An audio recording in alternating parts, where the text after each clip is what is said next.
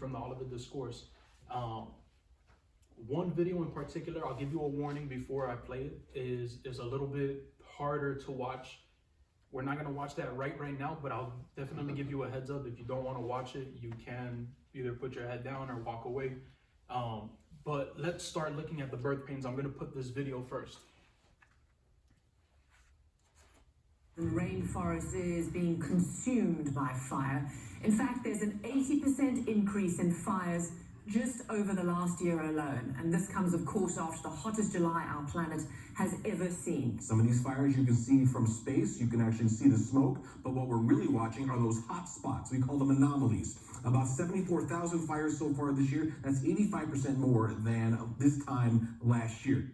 These are the anomalies. This is what, if you take a look at the surface of the earth and use the temperature from one side, one of the pixels to the other pixel, if there's more weather, more hot, then you're going to see these little red dots. Here is August 19th, 2019. So just a couple of days ago. I'm going to take you to 2018. Less fires. 2017. Still fires, not as many, and not as concentrated, more widespread. 2015. 2014. We can go back and back as long as you want. Now, there were still fires in 14, but look what it was in 2013. The number of dots is significantly more than it has been for a very long time. Those are locusts.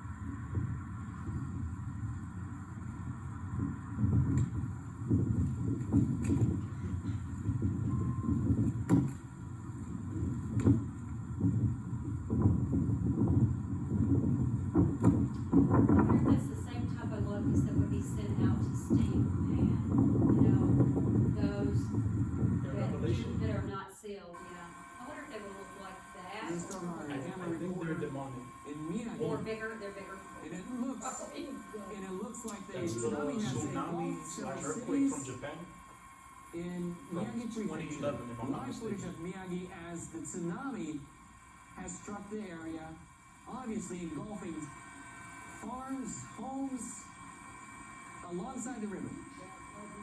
In Sendai City, this is in Miyagi Prefecture. Tsunami, live coverage of tsunami engulfing the city in Sendai.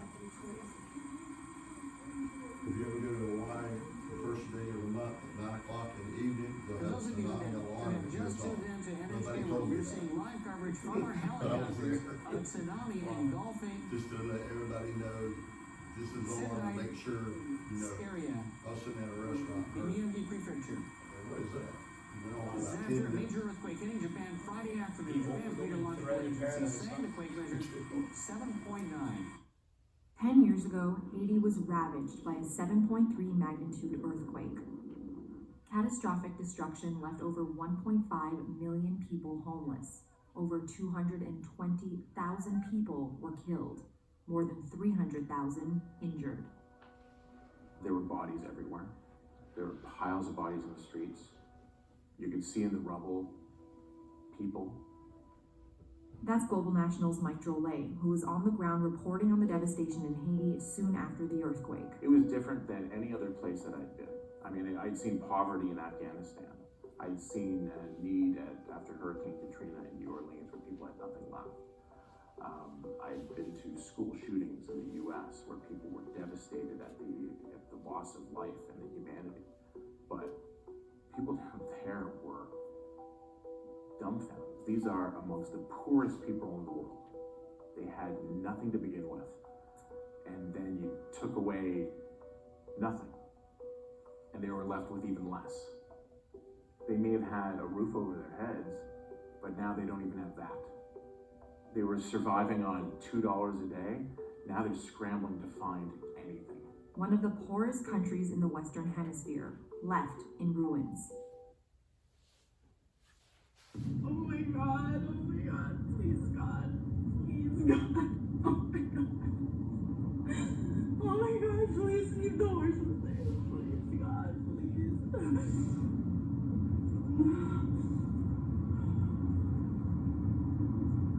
Okay, let's turn off. Oh my God,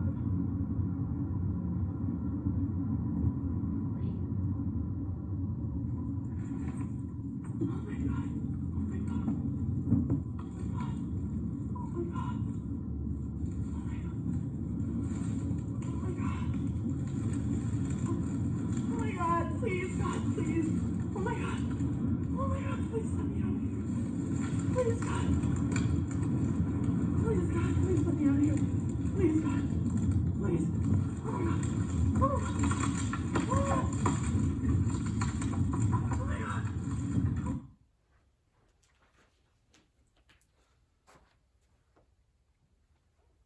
What is going on in the world where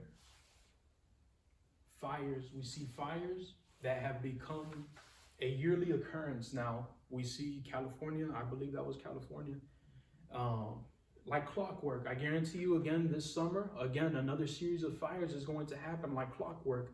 The Amazon's burning every single year, and what the reporter was stating of how bad it's been getting worse and worse, because it's not only occurring naturally, but also the man-made encouraging more fires for deforestation. Even fires that were occurring in Africa last year, that last year or 2020, I'm already losing track of time. But it was, I believe, even worse than the fires in Amazon and in California. It was covering a lot more land.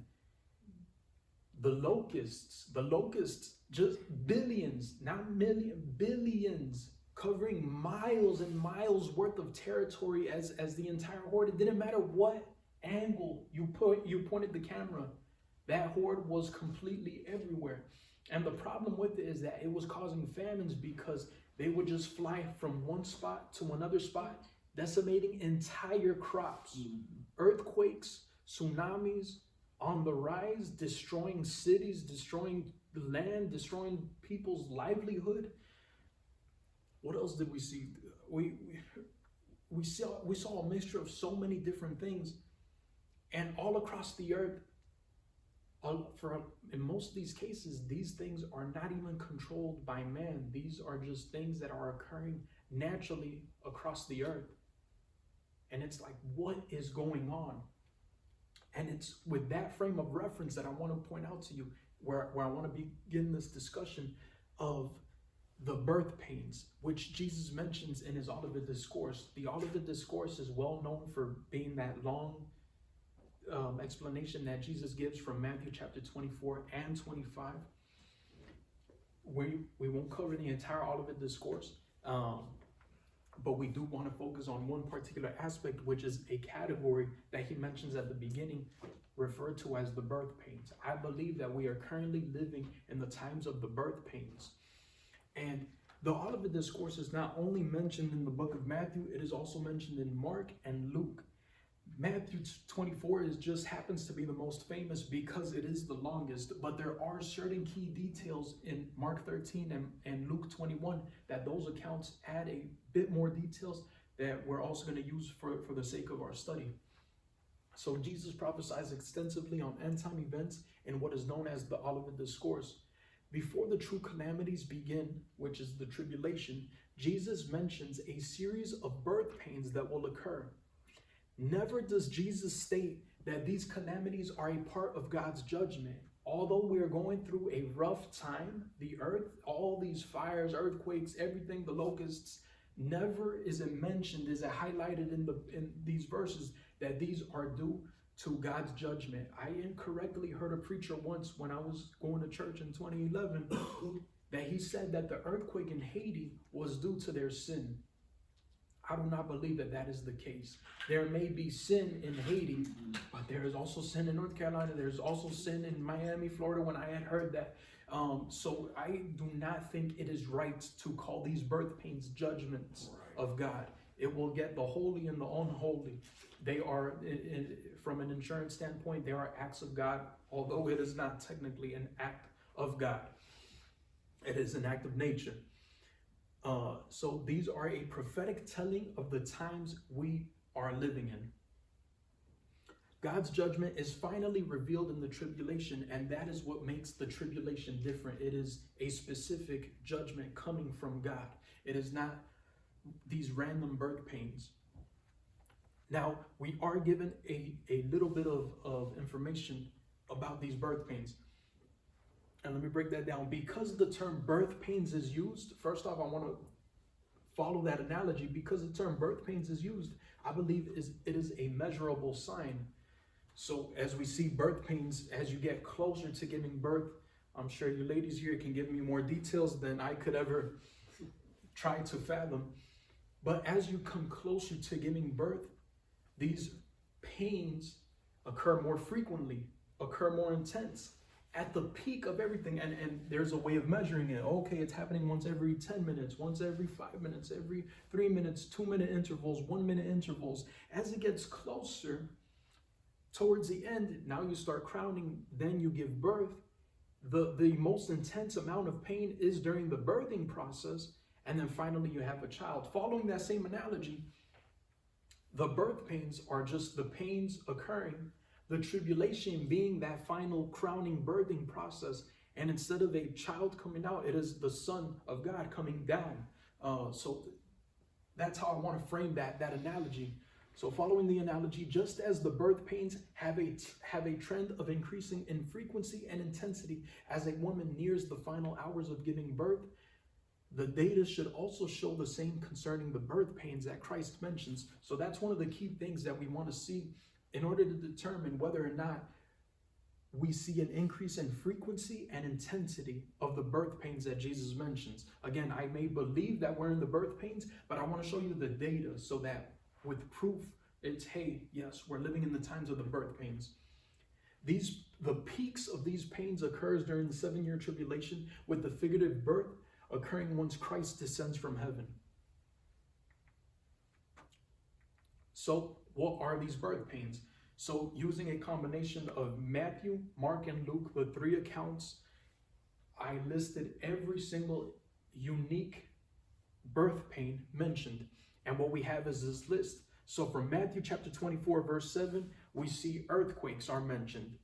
One thing I want to point out is that the same Greek word that is used to define earthquakes is also used in Matthew chapter 8, verse 24, when Jesus is on a boat with his disciples and there is a storm that he rebukes. So what I want to point out to you is that although Matthew 24, verse 7 is translated as earthquakes, it may also possibly be translated as storms because it's translated as such in Matthew chapter 8, verse 24. We also see part of the birth pains are famines, and we're definitely going to look at that. False messiahs, false prophets, war, rumors of war, Christians arrested. Let me actually back up here really quick and focus on this really quick. False messiahs, although we have not seen too many false messiahs in the past, especially in these past few months, false messiahs have been on the rise.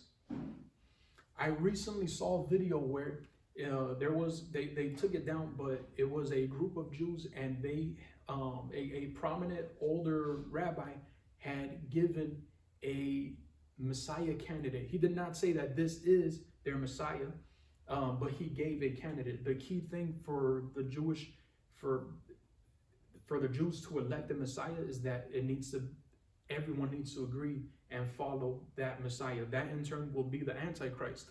But we do see already false messiahs on the rise. Also, there are a lot of false messiahs rising up that say, oh, I'm the Messiah, I'm the Messiah. So that is on the rise. False prophets, we definitely see false prophets on the rise. If we're always listening to thankfully the preachers that we have here at this church, we're not going to run into too many false prophets. But if you just do a few Google searches or we're curious about, anything, or especially during 2020, you see a lot of people with false visions, false dreams, false prophecy, either talking about the times that we're living in, confusing people, leading people astray. So false prophets are also on the rise. We're not seeing too many wars right now, but we know that that's brewing up. And at least in these past 20 years, the argument I want to make is that we've been living in the times of the birth pains these past 20 years.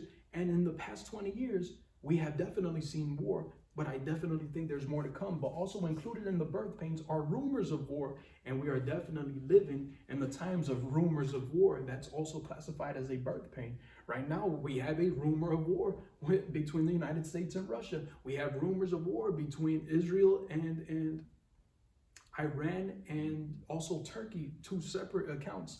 Going back here, Christians arrested and hated. I found this very interesting, so I wanted to list it. The 3 accounts mentioned as slightly different, yet all are true. Luke 21 verse 12 states that Christians will be arrested and hated before the birth pains. That's true. During the times of the disciples, throughout church history, Christians were arrested and hated. So that's true. Mark 13 verse 9 states that Christians would be arrested and hated during the birth pains. That's also true. If we're living in the times of the birth pains, you still see that Christians are arrested and hated all throughout the world. Maybe not so much Christians arrested in the United States, but you definitely see Christians arrested throughout the world. And you can guarantee that Christians are hated in this nation. And also, Christians would be arrested and hated, as stated in Matthew chapter 24, verse 9, after the birth pains. We also know that's true when you look at the tribulation. One thing I want to point out, though, is that if the rapture occurs before the tribulation, what Christians are being arrested and hated after the birth pains? That would be the tribulation. You would have to assume that after the rapture occurred, now you have a group of Christians, a group of people that repent and come to God only after the fact. And that would also fulfill the prophecy here of Christians being arrested and hated after the birth pains, because you do see a group of believers during the tribulation that choose to accept Christ even during that harsh time. So 3 slightly different mentions, but all 3 are true. And the last 2 that I feel like are overlooked a lot of times, that are classified as birth pains, are found in Luke. Luke chapter 21 verse 11 mentions plagues, and Luke 21 verse 11 mentions signs in the heavens. So we're going to take a look at some of these. We won't look at all of these.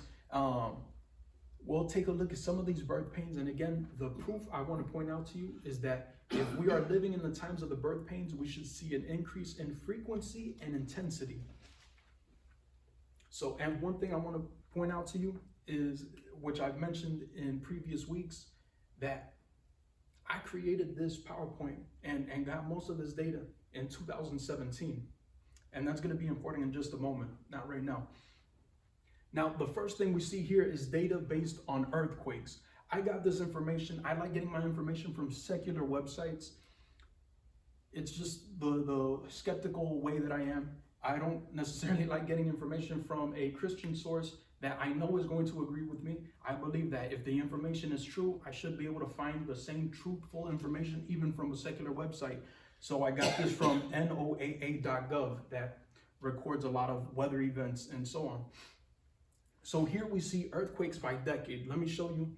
I only went as far back as to the 1900s, although their data went further back, a few hundreds of years. I didn't want to go too far back because I doubted the integrity of the information from the 1800s and beyond. You know, how many people were really cataloging earthquakes during the 1800s. So I kept it at least to the past 100 years. If you look at their data, yeah, the numbers go down, but again, was every earthquake cataloged? That's why I just didn't include it. So to show you the data, this is grouped up per decade. So each section you see here is 10 years worth of data. The blue line represents earthquakes, all earthquakes, no filter. The orange line represents earthquakes of magnitude 6, of greater than 6. So not 6, greater than 6. In other words, a strong, a very intense earthquake. Now, what we see from the data is that there is an uptick, a significant uptick in earthquakes beginning in the 2000s. We see that trend continues also in the 2010s, and the reason why this is so low is because in the 2020s, we still need 10 years worth of data. We're only 2 years into this, so you got to give me 8 more years in order to have a proper representation. But again, if we are living in the times of the birth pains, I confidently feel that it's still going to be high. It's going to increase in frequency and intensity. Let's take a look at the orange line. So same thing. Although there are more earthquakes, there are also more stronger earthquakes. We went from 209 earthquakes of a magnitude greater than 6 to now 260. Now, although the total amount of earthquakes from this decade to the next decade dropped by about 30, the overall more intense earthquakes from the orange line still increased. So we still see the trend of it increased in intensity. Very key. I had shared this type of information to my sister a few years back, and she kind of ran with it and also started studying it herself too. She had ran into a different website where this website, it captures significant earthquake events. She had found a website where it even records tremors. And one of the things that she told me, either back in 2020 or 2021, I'm losing track of time, so I'm not entirely sure what year it was, but there was, if I believe in Iceland or Greenland or the North Pole or even Antarctica, there were tremors recorded in one day of 35,000 tremors recorded in one day. You can Google that. You can Google, that is right there. I believe that occurred last year. If we take into account tremors, these numbers go through the roof. It won't even fit on the scale for a perspective. But something is happening in respects to earthquakes. We can agree, yeah, we're living in the times of the birth pains. And just a few images, we see a little bit of the aftermath from the tsunami that occurred in Indonesia, also the tsunami earthquake that occurred in Japan, and also the earthquake that also destroyed Haiti. So we see the effect. These are not just numbers. I definitely want to highlight the damage that it causes to people's livelihoods, to this is where they grew up, you get me? And then everything is just torn down. Another thing I want to point out is that although the birth pains, it does not specifically mention tsunamis, we do see a specific mention of tsunamis later on for towards the end of the tribulation. A lot of times tsunamis and earthquakes can be a little bit synonymous because an earthquake can cause a tsunami if it occurred in the water.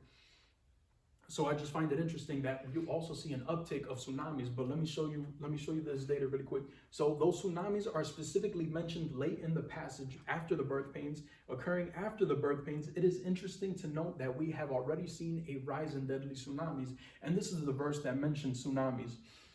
Again, this is like basically right at the moment, right before Jesus returns. This is in the tribulation, this particular verse. And there will be strange signs in the sun, moon, and the stars. And here on the earth, the nations will be in turmoil, perplexed by the roaring seas and strange tides. Now, strange tides, that is a hint to tsunamis, because a tsunami does not create a high tide and it does not create a low tide. It creates an extremely, very strange low tide that goes hundreds of feet back. If I'm not mistaken, the people in Indonesia, they did not really know what was occurring. I believe some people did, but a lot of people did not know what was occurring when they were at the beach and they saw the seashore line go several hundred feet back. And this is because the amount of water used to create that wave is now being sucked in, so that shoreline is being pushed back. So people were going in to the water, deeper into the shoreline, in order to still enjoy the beach. And then when the wave finally came, it was too late for a lot of them to run away. So again, this specific mention, though, it does mention it as towards the end of the tribulation, but still, again, just the fact that we do see a rise in tsunamis, something that was relatively unheard of 40 years back, is interesting to note. Again, the data taken from NOAA.gov, I went back to the 1900s and I saw all significant cases of a tsunami. Since the 1900s, 143 tsunamis have been recorded with a death toll greater than 1. That was the type of filter that I used with a death recording of greater than 1. 3 of the top 10 have occurred since 2004. In respects to death count. And in 2004, the Indonesia tsunami death toll totaled 227,899.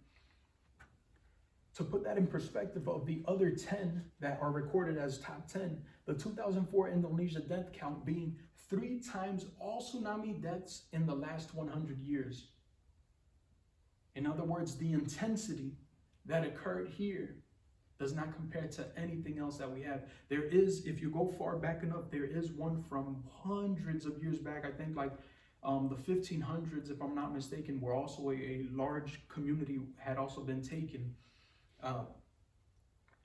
But again, speaking on birth pains, we see that the frequency is increasing. After the one from Indonesia, then the one from Japan occurred. And I believe there was another one, a few other ones that occurred. I just can't remember them right now. Famine birth pains. In a moment, I will be showing you a video that we may not want to see. I'll let you guys know in a moment. So famines can be caused by various different reasons. It can be caused by war, by drought, by politics, by economics, by plagues, animal plagues. And I want to highlight that 3 of these reasons are man-made. A lot of times our food problems are not actually caused by there being a lack of rain. A lot of times our famines across the earth are caused by man-made problems, whether it be war, politics, or economics. And I'll show you one video that highlights that.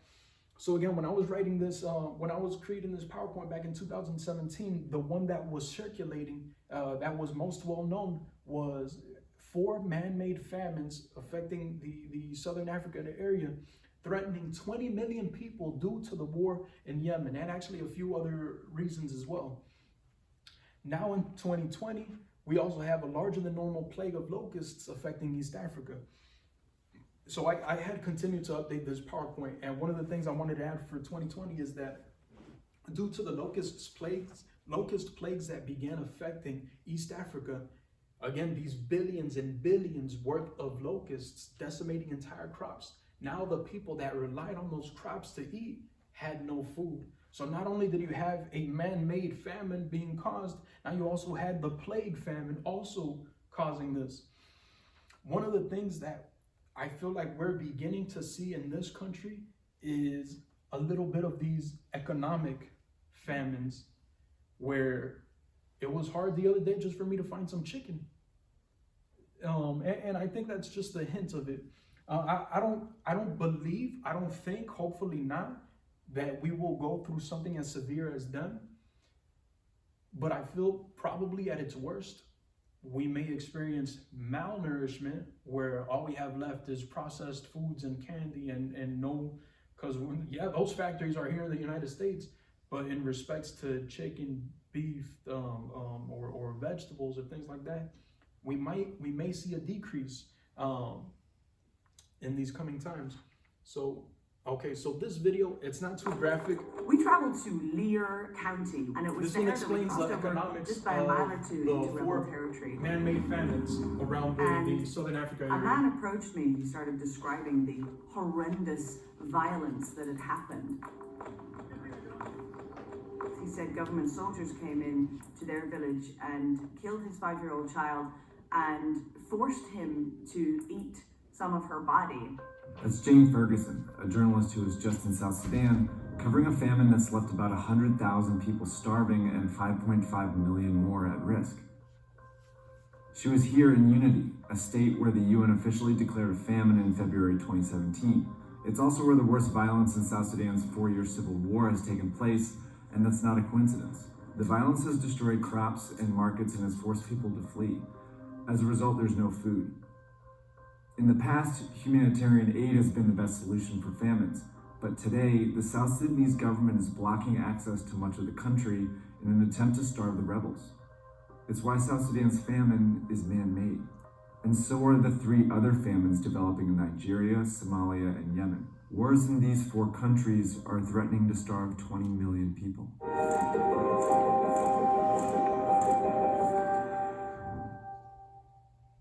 No one country is the same, no one conflict is the same, but what we are seeing are some very dangerous patterns. The use of food, or the lack thereof, as a weapon. Fighting groups in each country have created food shortages to starve each other.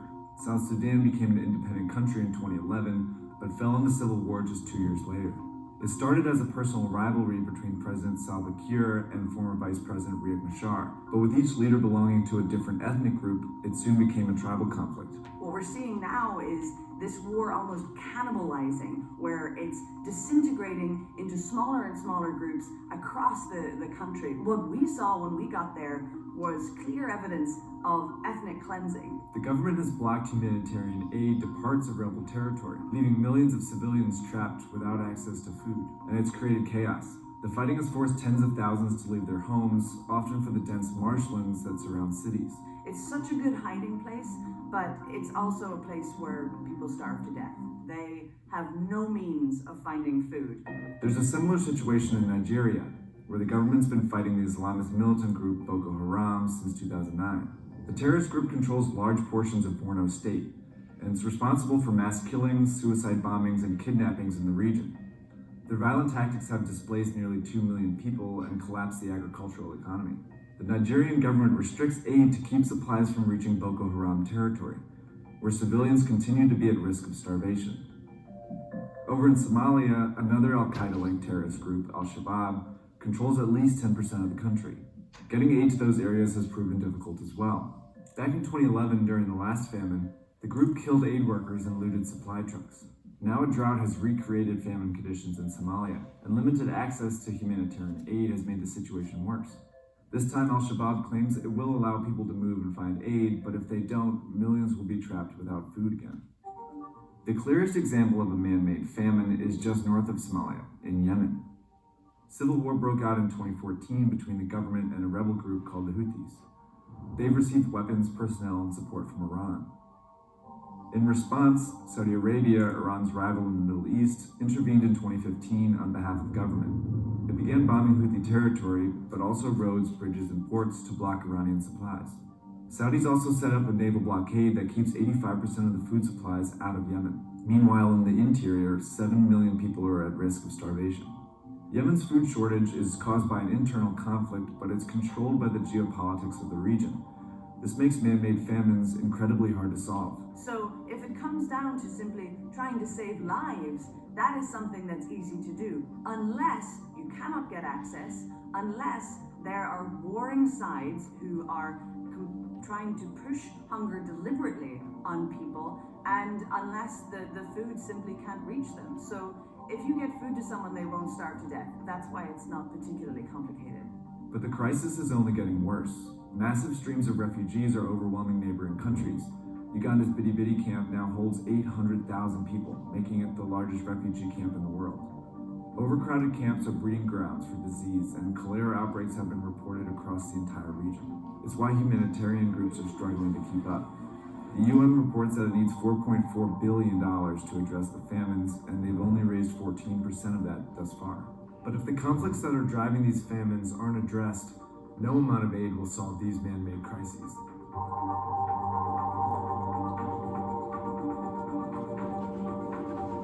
So, to summarize a little bit about what we saw, they used starvation as a tactic to get what they wanted done. If anything, that was a proof of concept of what can occur anywhere else. It can occur here. And again, to the female reporter's point, if it was just a problem of getting food from one place to another, that's not an issue. There is literally an overabundance of food in the world that we throw out food. It's a logistics problem. Can we get it to the people who need it? I used to help out in a homeless ministry, and the hardest part was trying to convince a restaurant to give you the food that they were going to throw out. And so many people don't want to do that. Again, the food is a logistics problem, not a lack of problem. This next video, if you want, we can skip it because it is graphic. It shows you firsthand the starvation going on in Yemen. If you guys want, I could skip it, show it, up to you guys. I got the point. All right, I'll skip it. Close your eyes because it might play really quick. All right. No, trust me, that one always makes me tear up. But the point to be made is, yes, there are famines occurring. And again, to drive the point, a lot of times this is not caused by, let's say, a drought. A lot of times it's just caused by man-made situations. Again, economics, war, politics. Another thing I want to point out to you, the plagues that it mentions in Luke chapter 21. When I was getting this data from World Health Organization, there was 25 countries that reported a disease outbreak. Of all of these, the one, at least that I got to experience firsthand from South Florida, was Zika. Zika was affecting South America and slowly coming in to Miami, into South Florida. I'll never forget, around 2017, I was driving towards a friend's house. So I lived in West Miami. I was driving east towards the beaches. As I'm entering Miami Beach, I see these planes flying over, and they're essentially crop dusting us with chemicals to kill all the flies, because there were already sections where Zika had been identified. If you know anything about Zika, it won't necessarily have an effect on an adult. But let's say if a mosquito came and bit me that had Zika, and I so happen to get a female pregnant and she gives birth, that baby will come out extremely malformed.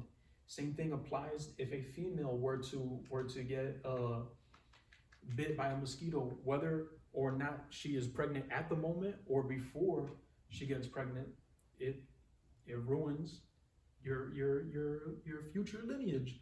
I'm not sure how long that lasts, but it is an actual problem. So I noticed that in 2017. Again, one of the things I want to point out to you is the trend I was doing was, and this is exactly what I had told you guys from the past few weeks. I was looking at the Bible first, and then from there, I was looking out into the world.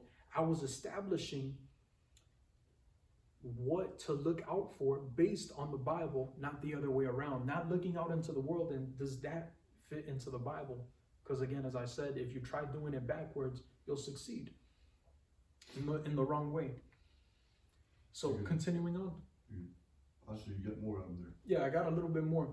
Again, I updated this in 2019, and I was like, okay, 35 countries reported a disease outbreak. And again, you saw more countries, more disease outbreaks, but then I just stopped counting the data because I was like, well, into 2020, we got the novel coronavirus.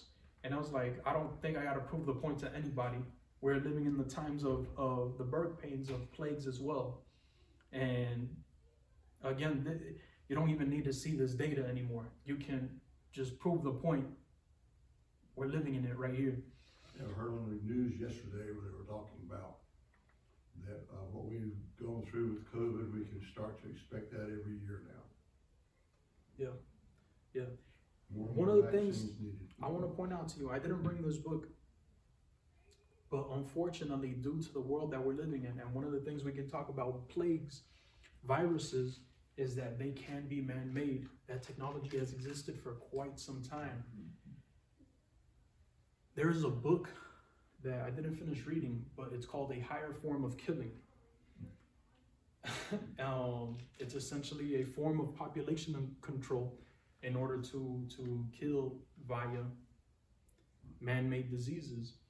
The consensus, although it may not be popularly stated often, the consensus is that COVID-19 did not naturally evolve. The whole question was, how did it jump from bats to an unknown animal to humans? Because there needed to be something in between. And what the scientists were baffled of is it evolved too quickly. What the actual consensus is that in Wuhan, there was a lab and there it was created. One of the interesting things that you see about COVID-19 is that in our culture, it's not too important, but in Asian and Chinese culture specifically, blood types are extremely important. Depending on what blood type you have, you are classified as, oh, you have good blood in you, or you have bad blood in you. Lo and behold, COVID-19 gets certain blood types sick and other blood types not so sick. Apparently I have the bad kind because I definitely got sick from COVID. What's your blood type? I have no idea, but I got sick from COVID last year. COVID type. And I didn't. And look at you got good blood apparently. A plus. But you can, these you can literally engineer viruses to attack certain ethnicities, certain blood types, any characteristic that you want, you can create it to that point.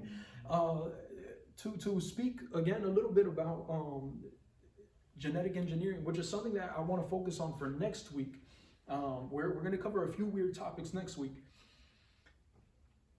Again, in Florida, because there are so many flies, we essentially live in a cleaned up swamp. I mean, I love Miami, but that's essentially what Miami is. It's a swampland. There are so many flies. One of the things that they introduced was CRISPR engineered flies. CRISPR is a gene editing tool, which I'll explain later next week, where they put a gene drive in the male mosquito. They engineered about 100,000 male mosquitoes so that the male mosquitoes won't die from it. They can impregnate the females, but the females' offspring will die shortly after if it's a female, but continue to live on and infect more females if it is a male. Essentially, you rinse and repeat that cycle a few generations, you have no flies in Florida. In South Florida, they did this for a particular species of mosquitoes in 2020 or 2021, one of those two. But the fact that now we're playing God in certain aspects when it comes to the animal kingdom. I mean, and scientists kind of wanted to start there because it's like, I don't think there is any, I mean, it's a relatively safe gamble in their eyes to eliminate flies, to eliminate that type of, like the West Nile carrying type of mosquito. But still, we're entering, that may be successful. I'm not doubting, maybe it's gonna be completely successful. If it is, it proves my point. We're gonna get more comfortable with the idea of we can make the world a better place if we continue to genetically alter, genetically modify certain things and engineer our world to how we'd like. We'll cover a lot of those topics next week. The scientist said, if we're gonna mess up a place, Miami's the place to do it. Who cares? Probably, man. Oh my goodness. That's why I had to get out of there. Same moment. Do you guys know the Florida man, I guess meme, I'm not even sure what to call it, but every time you read of something crazy, it happened in Florida and it was a Florida man behind it. There you go. just giving me that nod. I know you know what I'm talking about. Maybe you've never heard of it, but every time you read of something crazy happening in the news, it just so happens to be a Florida man. Like, think of every other country, of every other state when they saw the man that was eating the woman, like the zombie, a Florida man, and then Miami. But or whatever. Astronomical birth pains that we see from the stars. This one again is mentioned in Luke, the one of the final ones. Luke chapter 21 verse 11 mentions both fearful sights and great signs in the heavens. So let's break that down, because we are going to get into something that probably is not spoken about too much in churches, looking up at the stars. Even more interesting is that it is grouped together with all the other birth pains. So, well, let me just keep on reading it, and then I'll stop for a moment. Usually overlooked by theologians because it's only mentioned in Luke's account of the Olivet Discourse. We don't see this mention of the signs and the stars in the heavens in Matthew and Mark. And more often, when you're talking about the signs and the stars in the heavens, what is usually quoted is not Luke chapter 21 verse 11, but Luke chapter 21 verse 25. But this verse 25 is not a birth pain. Verse 25 is already Jesus coming down. And I think I wrote that verse, yeah. More often, Luke chapter 21 verse 25 is cited, though this verse clearly refers to the end of the tribulation, right before the Son of Man comes down with his power and great glory. So let's take a moment to briefly read Luke chapter 21 verse 11 and then also verse 25, and I'll point out to you the difference there. The key difference, just to summarize it, is one, it's being grouped in with birth pains and titled as birth pains. The other, the second one, is right before Jesus comes. So Luke 21 verse 11. Just let me know when you got it, and then I'll read it.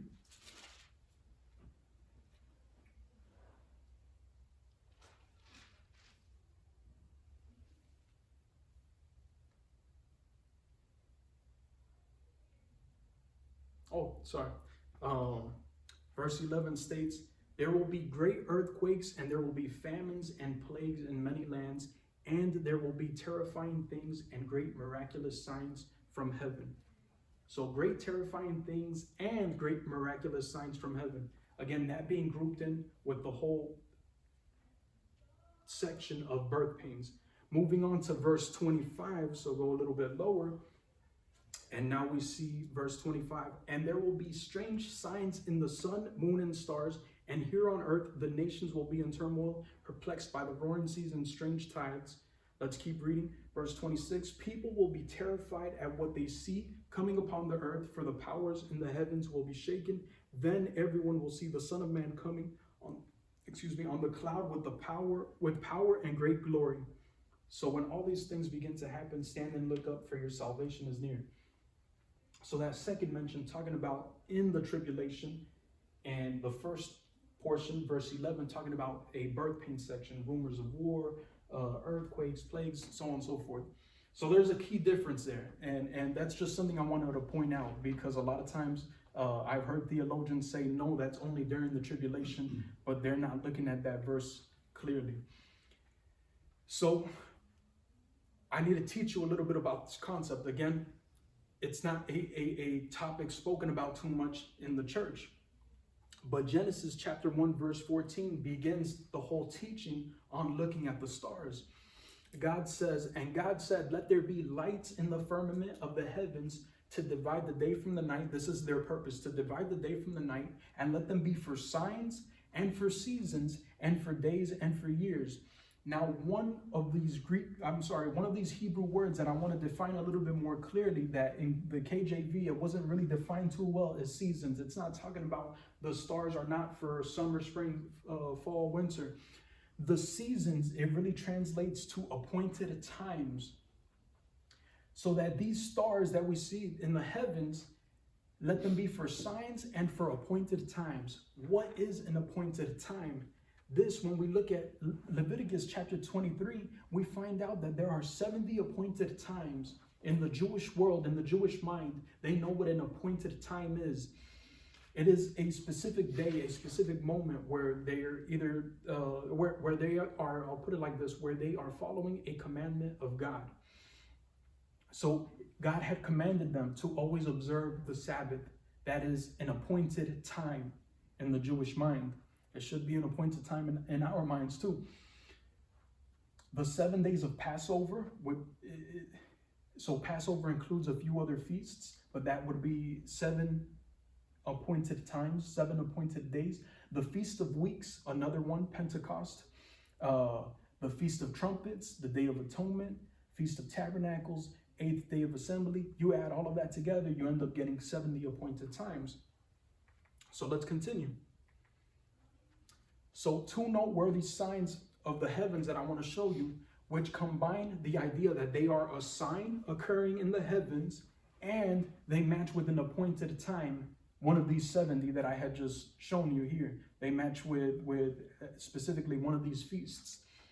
So one thing I want to state is that I'm trying to be as conservative as possible, because we could get into some really weird stuff when we're talking about signs in the stars and the heavens.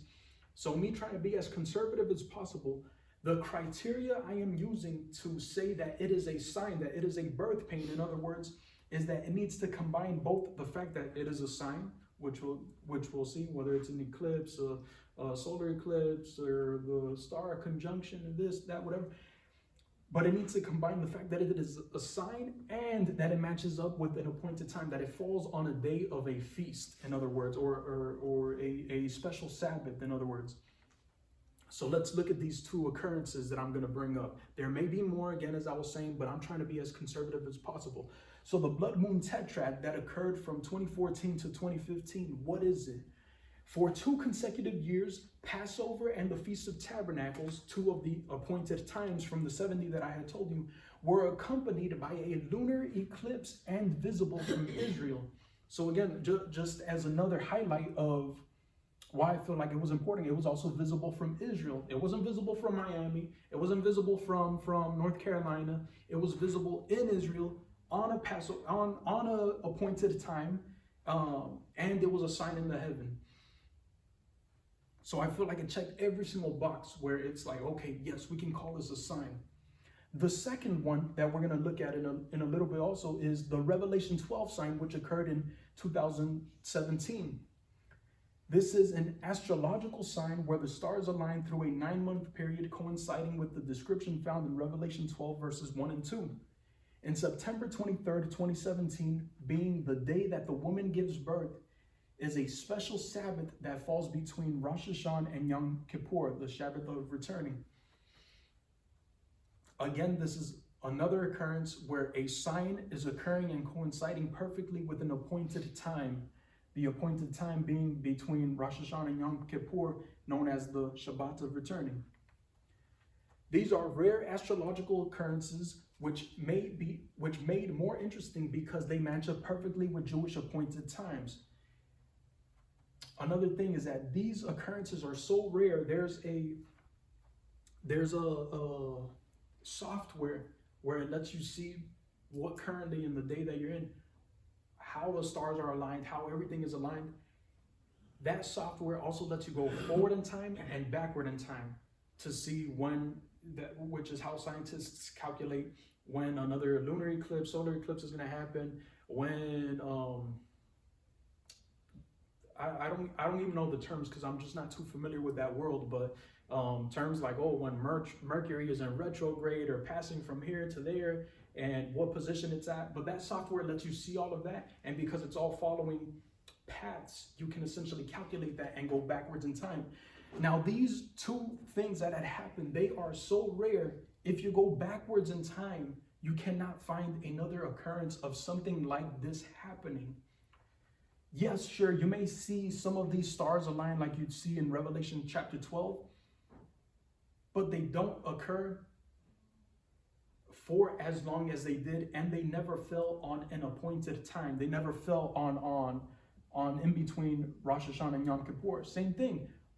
Lunar eclipses, solar eclipses, we see them all the time, but never do you see them falling consecutively for 2 years. So that would be four events, because it's two appointed times for 2 years. That's 4 events.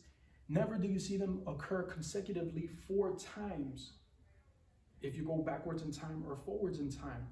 Again, using that software. I can't remember the name of it. Now, this is the only thing I want to state from this. At its most conservative viewpoint, these are just signs or birth pains of things to come, as Luke mentions.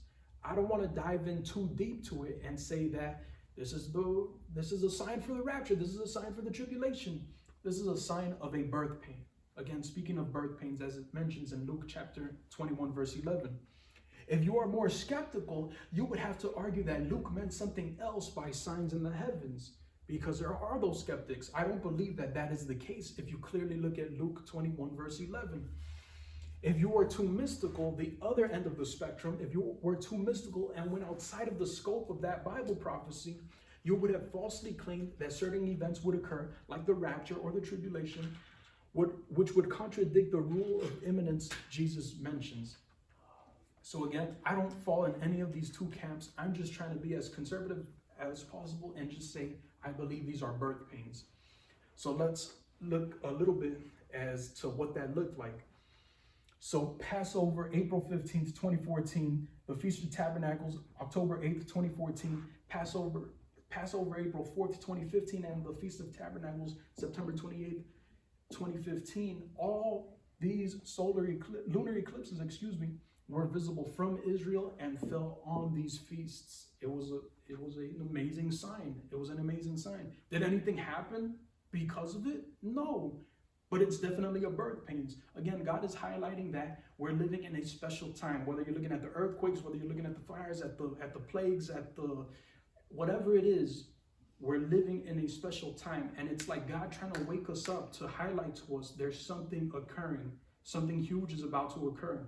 If we had John the Baptist to announce Jesus' first coming, we have these birth pains to announce that we're about to enter into a very dark period of time. And let me show you a little bit about this September 23rd, Revelation 12 sign.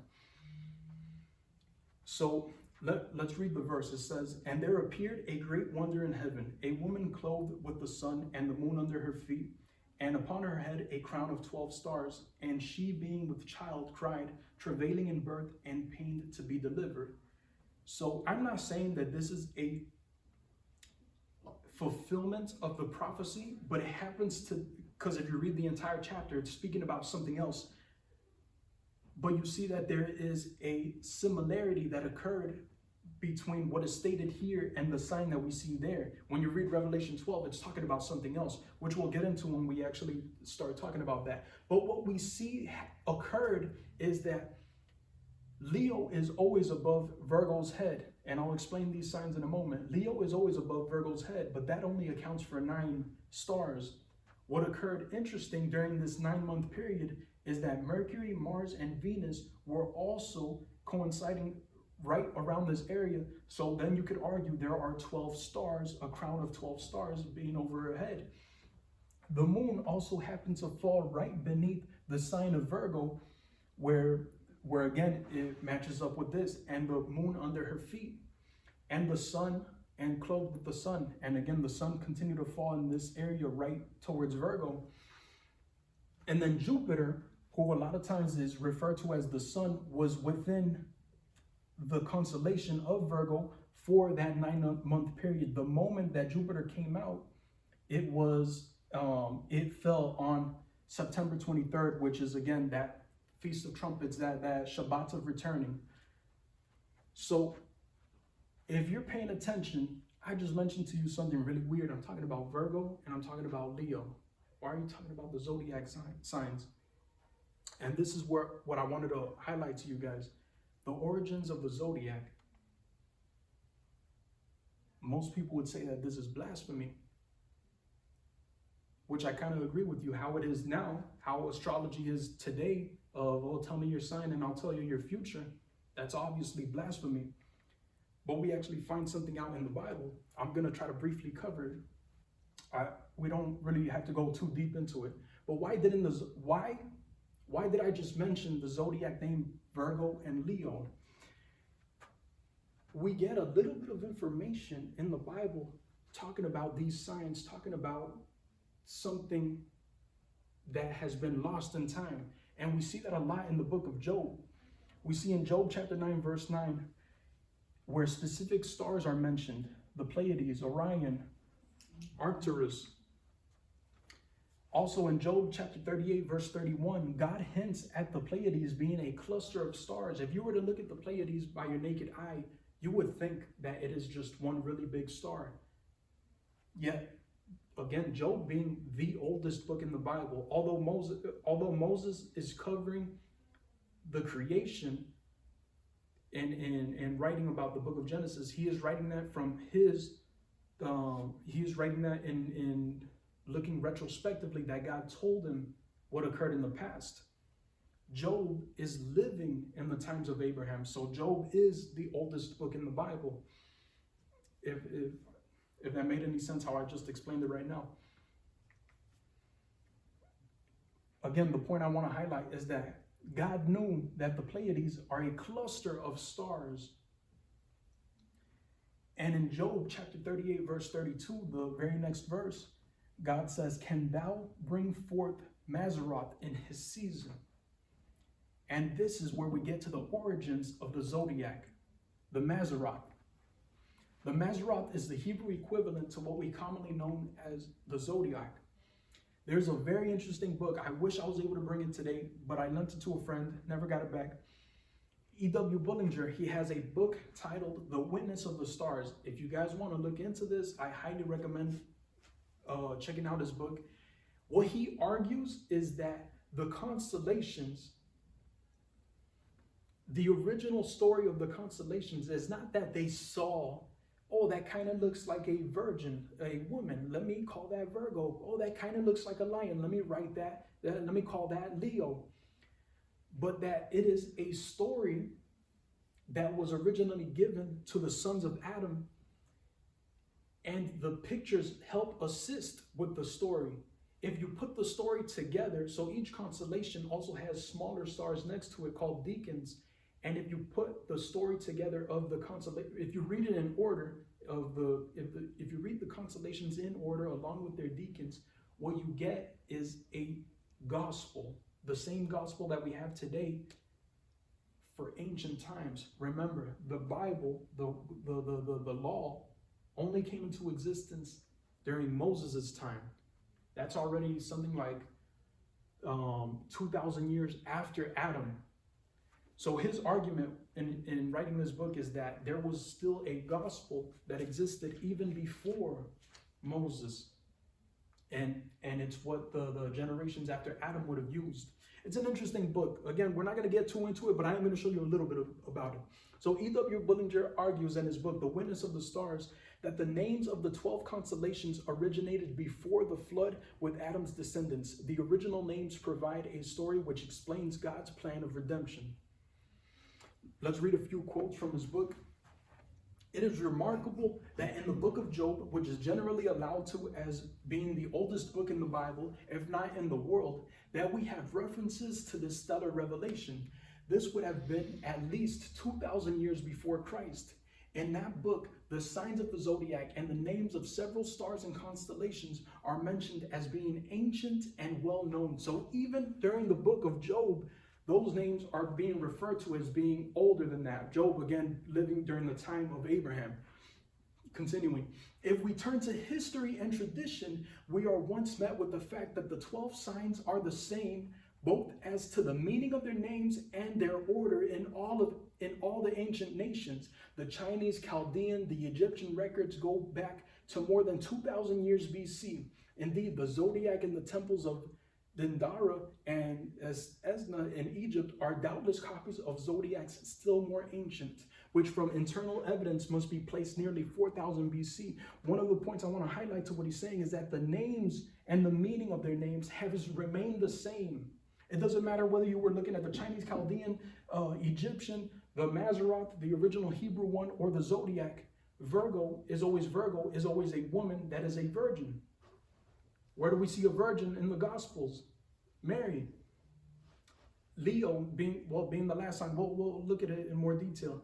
Leo is always a lion, is always a ruler, is always a king. Who is the king?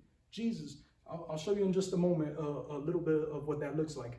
Ancient Persia and Arabian traditions ascribe its invention to Adam, Seth, and Enoch.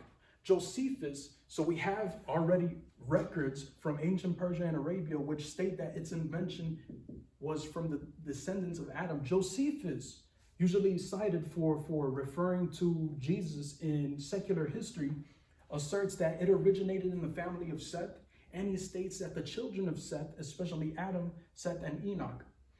And his book, it was written in 1893. Imagine he figured that out. The hardest part of him trying to figure out this information is trying to get all the names and the meanings of their names. That being the hardest part, because we lost a lot of the original Hebrew names. So sometimes you have to kind of guess as to what that name actually meant. So one thing that I can at least reliably say, it's an interesting topic to look at, but we don't have all the details. Some of those details seem to be lost. This shows you a little bit of what that looks like. Virgo being the seed promised to the woman and the coming Messiah. I'm not going to read the smaller deacons just for the sake of time. But Libra, the Messiah comes and a price is paid for mankind's sin. Scorpio, Satan bruises the Messiah, stings him on his heel, yet the Messiah crushes its head. Sagittarius, the God-man mixture, who being Jesus, his victory over Satan. Capricornius, the Messiah's atonement for death, being the lamb. We could probably assume that this was originally a lamb. Aquarius, blessing poured out to the redeemed by the Messiah, a pouring of water, a pouring of his grace. Pisces, the redeemed are blessed and bounded. I feel like here it starts getting a little bit vague because, I mean, we lost some of the names. They're trying to make it fit, but again, I don't truly think that all the names are really figured out. Aries, the Messiah has prepared a sacrificial lamb of God. Taurus, Messiah coming to rule. Gemini, Messiah told of the rapture of the king I could barely read it, it's super blurry. Cancer, Messiah's possessions held fast, and Leo, Messiah, triumphs over Satan and essentially ruling as king. I don't believe that we have all the names and all the full story, but going back before Moses' time for 2,000 years, essentially during that dispensation, and going back to the book of Romans of God's creation is the existence of God is evidence in creation. Going back again, before we had a written word, all nations, all people were able to look at the stars and recount the story of salvation, the story of God's redemption. So that's interesting to see. And look at what it says in Psalms chapter 19. The heavens declare the glory of God, and the firmament showeth his handiwork. So it's the heavens that declare it. Interesting. Day unto day uttereth speech. They're speaking. Interesting. Putting it into that context, it might make a little bit more sense. And night unto night showeth knowledge. There is no speech nor language where their voice is not heard. Every nation knows of the account of the stars. Every nation has a history stating what the names of those stars were. Their line has gone out through all the earth, and the words to the ends of the world.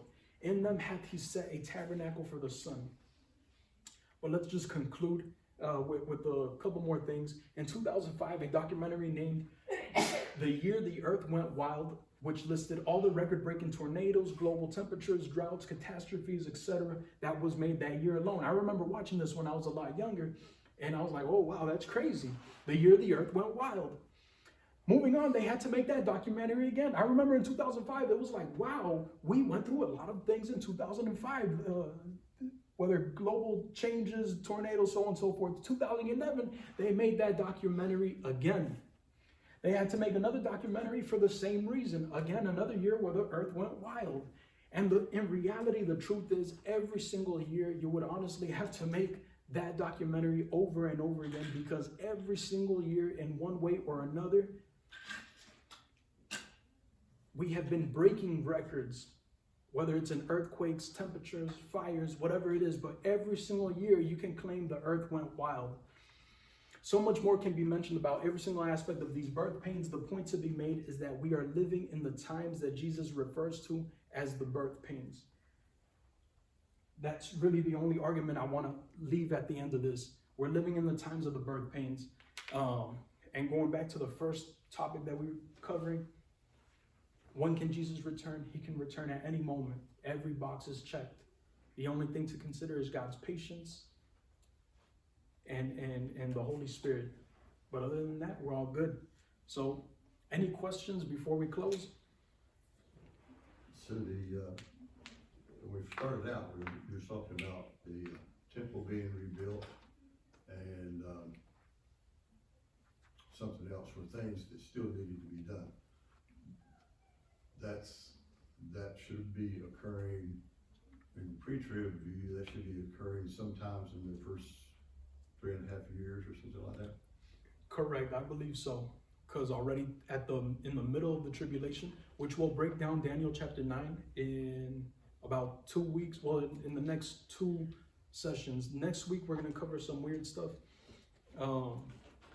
which I'll tell you in a moment. The Antichrist sets himself up in the temple. Correct. Yeah, just looking at that prophecy from Daniel chapter 9, you're able to see that there's an evidence for a temple, and that in the middle point, that promise is broken, that they're no longer able to do daily sacrifices. So that's to say, at some point in those first 3.5 years, they were doing sacrifices, and then at some point in the middle, they're no longer able to do sacrifices. It doesn't necessarily have to happen at the beginning.